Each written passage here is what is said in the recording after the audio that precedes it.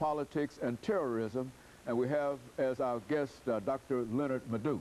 Now, Dr. LMadu, let's simply give you an opportunity to pick up where you left off during that second segment, because all of this information is so very, very revealing, leading to our involvement with Islam and with politics and terrorism. Go on, pick that up. Yeah. And, you know, one of the myths we have today, you know, is that the Islamists, you know, are the precursors of terrorism, you know, in the world. But that's not true. You know, the fact is that because of 9/11 and subsequent events, you know, their own activities have been amplified. But if you go back a little bit to the 70s, 80s, 90s, there were a whole range of terrorist groups that are not Muslims, okay, you know, that don't have any identification. For example, the individual who introduced airline hijacking was a man called Dr. Elias Wadi Haddad. He's a Christian, you know, who lived in Mogadishu, belonged to the Palestinian group. He's a Christian. The leader of the most vicious Palestinian group at that time, the Popular Front for the Liberation of Palestine, was Dr. George Habash. He's a medical doctor and a Christian. You know, he's not a, listen, the Japanese Red Army, you know, that attacked Israel in 1972 at Lord Airport was led by a man called Kozo Okamoto from Japan.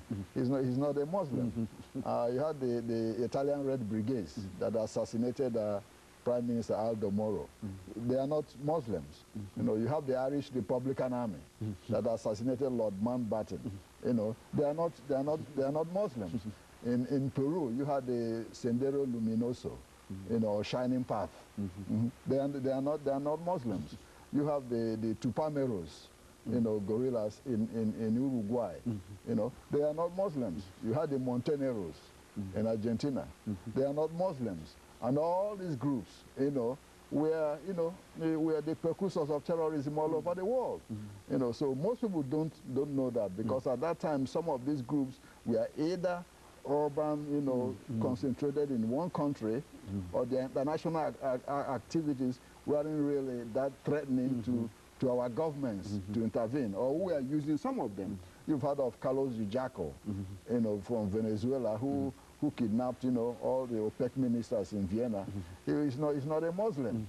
So this is very important to understand in the light of what is happening now. You know, that we've had these groups, you know, perpetuating terrorism all over the world, who are not Muslim affiliated or Muslim related. In fact, some of them were sponsored even by Western governments, you know, to carry out their will.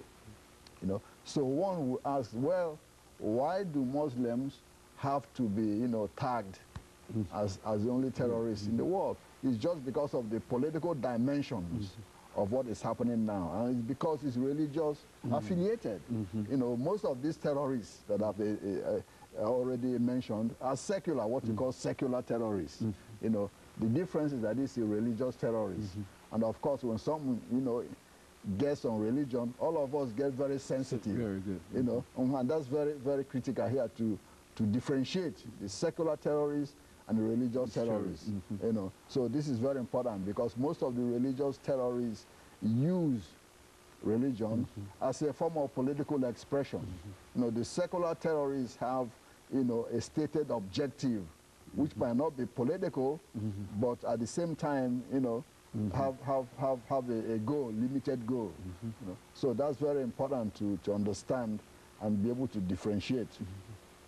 What should our policy be, you know, towards, you know, Islamic countries? I think the current policy being pursued, you know, by our president is very sensitive.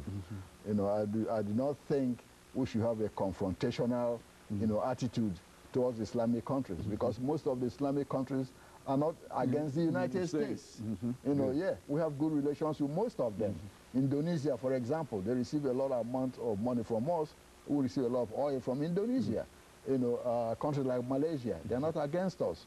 You know, Pakistan, even though you have all, you know, Al-Qaeda and all this hiding there, we still, you know, trade with them. We give them a lot of funding for their military and all this. Yeah, India, there are 160 million Muslims, like I said, in India.